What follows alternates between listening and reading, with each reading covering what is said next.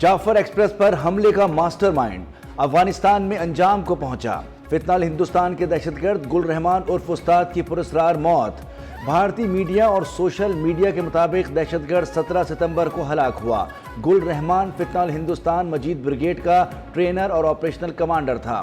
سی pack forces اور معصوم شہریوں پر حملوں میں ملوث تھا۔ گل رحمان کی ہلمند میں موت افغانستان میں دہشت گردوں کی موجودگی کا ایک اور ثبوت ہے۔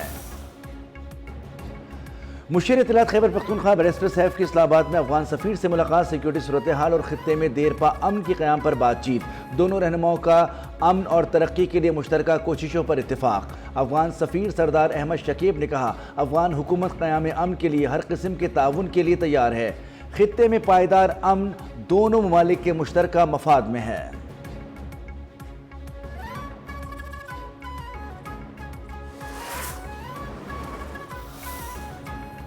وزیر اعظم شہباز شریف کل برطانیہ سے دورہ امریکہ کے لیے روانہ ہوں گے۔ اقوام متحدہ کی جنرل اسمبلی میں اہم خطاب کریں گے۔ مسئلہ کشمیر، فلسطین اور قطر پر اسرائیلی حملے پر پاکستان کا موقف پیش کریں گے۔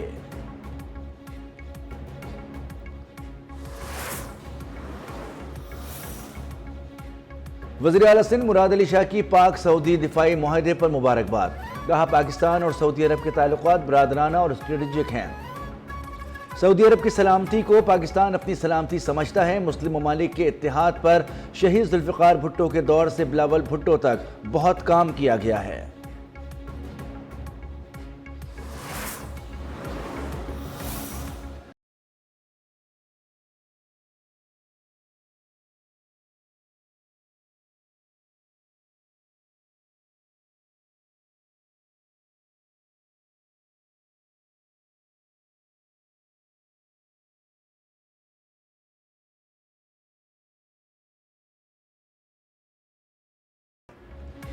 مارکہ حق کے کم سن شہید ارتضیٰ عباس کو قوم کا سلام۔ لائن آف کنٹرول کے باہمت مکینوں نے دشمن کا جواں مردی سے مقابلہ کیا۔ ارتضیٰ عباس کی شہادت کے وقت ان کے والد lieutenant colonel Zaheer Abbas line of control پر دشمن سے نبرد آزما تھے۔ لخت جگر کی شہادت کے باوجود ڈٹے رہے اور دشمن کو بھرپور جواب دیا۔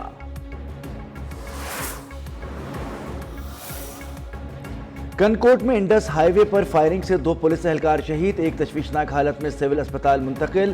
حملہ آور کار سوار موقع سے فرار ہو گیا۔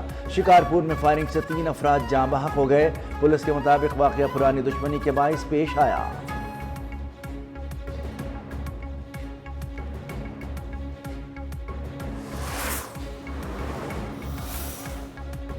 جلال پور بھٹیا میں گھر کی چھت گر گئی، 5 بچوں سمیت 7 افراد جاں بحق ہو گئے۔ پولیس کے مطابق خاتون اور ان کا بیٹا ٹیوشن پڑھا رہے تھے کہ اچانک چھت زمیں بوس ہو گئی۔ ملبے سے لاشیں نکالنے کے لیے کارروائی جاری۔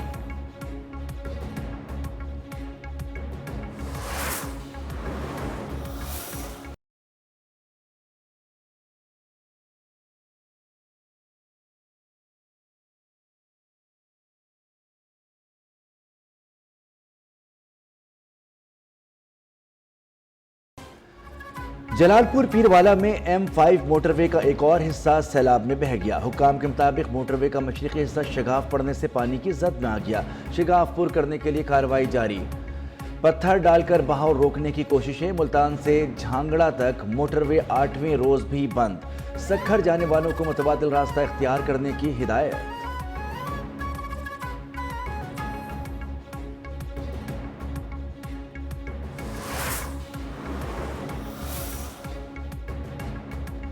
پنجاب کے دریاؤں میں سیلاب کی صورتحال نارمل ہو چکی۔ سیلاب سے متاثرہ علاقوں میں پانی کی سطح میں نمایاں کمی واقع ہوئی ہے۔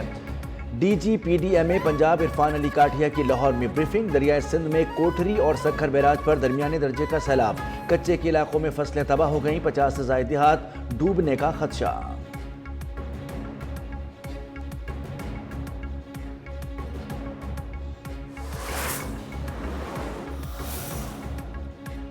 سی M Punjab green tractor programme کا دوسرا مرحلہ۔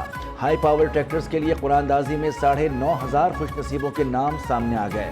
وزیر اعلیٰ پنجاب مریم نواز کی کامیاب کاشتکاروں کو مبارکباد، خود فون کیا اور خوشخبری سنائی۔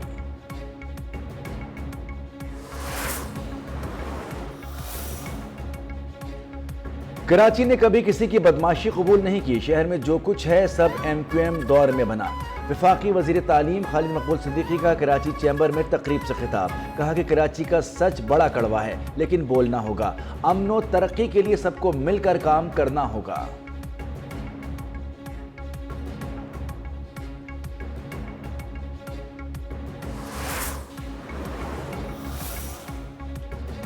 وزیر صحت مصطفیٰ کمال نے اپنی بیٹی کو سرویکل کینسر سے بچاؤ کی ویکسین لگوا دی۔ تقریب سے خطاب میں کہا کہ جیسے مجھے اپنی بیٹی عزیز ہے اسی طرح قوم کی بیٹیاں عزیز ہیں۔ اگر اس ویکسین کے کوئی مضر اثرات ہوتے تو کبھی اپنی اکلوتی بیٹی کو نہ لگواتا۔ دنیا کے 150 ممالک میں یہ ویکسین لگ چکی ہے۔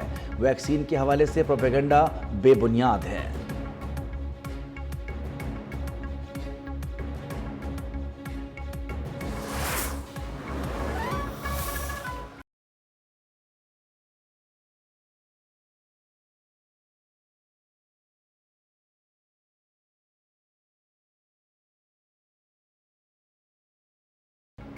ایشیا کپ میں سپر 4 کے مرحلے کا آغاز آج ہوگا۔ پہلے مارکے میں سری لنکا اور بنگلہ دیش آمنے سامنے۔ روایتی حریف پاکستان اور بھارت کی ٹیمیں کل مد مقابل ہوں گی۔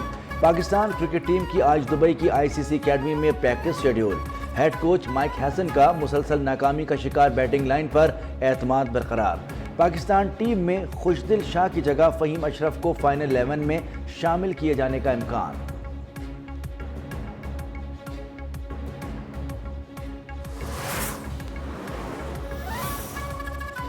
اسلام آباد میں ٹک ٹاکر ثنا یوسف قتل کیس میں بڑی پیش رفت۔ ایڈیشنل ڈسٹرکٹ اینڈ سیشن نے ملزم عمر حیات پر فرد جرم عائد کر دی۔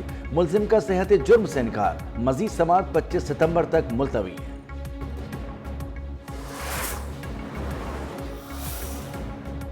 کراچی کے علاقے لیاری میں گھر کی چھت کا ایک حصہ گر گیا، ایک خاتون جاں بحق اور ایک زخمی ہو گئی۔ ریسکیو 1122 نے لاش اور زخمی خاتون کو اسپتال منتقل کر دیا۔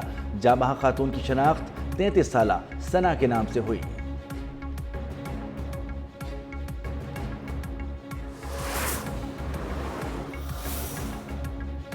روہڑی میں سفاکیت کی انتہا، کھیت سے پانی پینے پر بااثر افراد نے اونٹنی کی ٹانگ کاٹ دی۔ ویڈیو سوشل میڈیا پر وائرل ہونے پر وزیر اعلیٰ سندھ کا نوٹس۔ عمر قربان سمیت دیگر کے خلاف مقدمہ درج، ایک ملزم گرفتار، دیگر کی تلاش کے لیے چھاپے جاری۔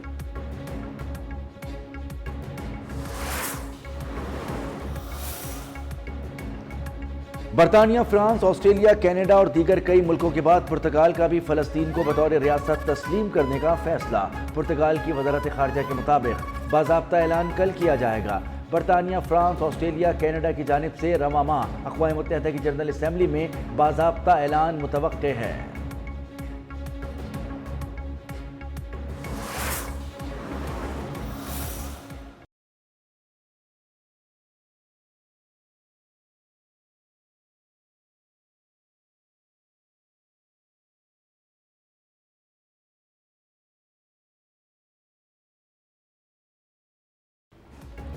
اسرائیلی فوج کے ہاتھوں فلسطینیوں کی نسل کشی جاری، 24 گھنٹوں میں مزید 50 سے زائد شہادتوں کی تصدیق۔ خان یونس میں بے گھر فلسطینیوں کے خیموں پر خوفناک بمباری۔ زمینی آپریشن میں اب تک غزہ شہر کی 1700 کثیر المنزلہ عمارتیں تباہ ہو چکی۔ غزہ سٹی سے 4.5 لاکھ افراد کا انخلاء۔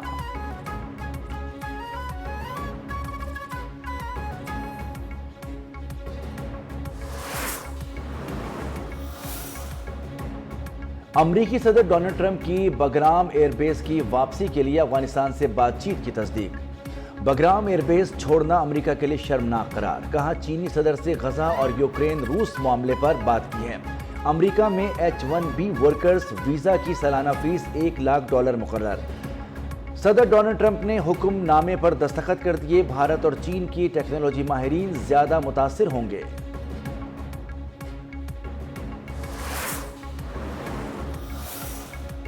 چین افغانستان کی آزادی اور خود مختاری کا احترام کرتا ہے۔ افغانستان کے مستقبل کا فیصلہ افغانوں کے ہاتھ میں ہونا چاہیے۔ چین کا بگرام ایئر بیس سے متعلق امریکی صدر کے بیان پر رد عمل۔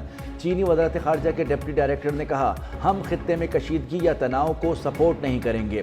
امید تمام فریق خطے کے امن اور استحکام کے لیے تعمیری کردار ادا کریں گے۔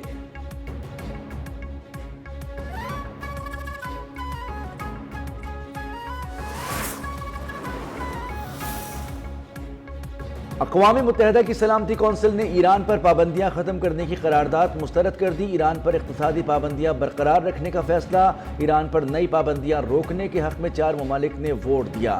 9 ممالک نے پابندیوں میں نرمی کی مخالفت کی۔ 2 ممالک نے ووٹنگ میں حصہ نہیں لیا۔ پاکستان، روس، چین اور الجزائر نے اس قرارداد کے حق میں ووٹ دیا۔ ایران نے فیصلے کو سیاسی جانبداری قرار دے دیا۔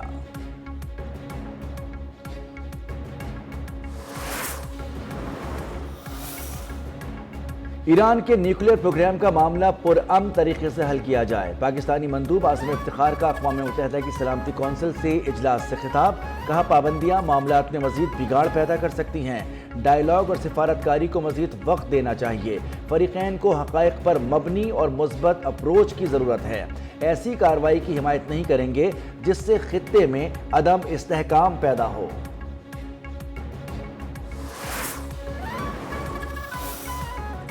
سوڈان کے شہر الفاشر میں مسجد پر ڈرون حملے میں 75 سے زائد افراد جاں بحق ہو گئے۔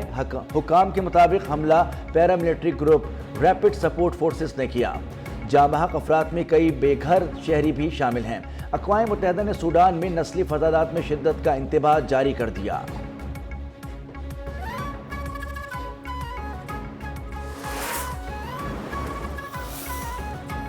بابا گرو نانک کی برسی کی تقریبات جاری۔ کرتارپور دربار صاحب میں دنیا بھر سے سکھ یاتریوں کی آمد۔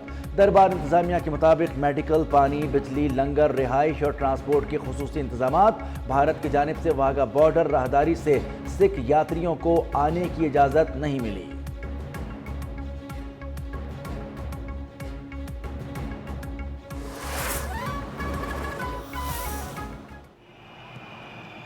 Mahrez floats it over and the header is into the خطير الله تركي العمار سلق العرضية حلوة بالراس الله۔ اور سعودی پرو لیگ میں الاہلی اور الہلال کے درمیان میچ 3-3 سے برابر رہا۔ الاہلی نے آخری 13 منٹ میں 3 گول کر کے الہلال کو جیت سے محروم کیا۔ دوسرے میچ میں القدسیہ نے الخلیج کے خلاف 1 کے مقابلے میں 2 گول سے کامیابی سمیٹی۔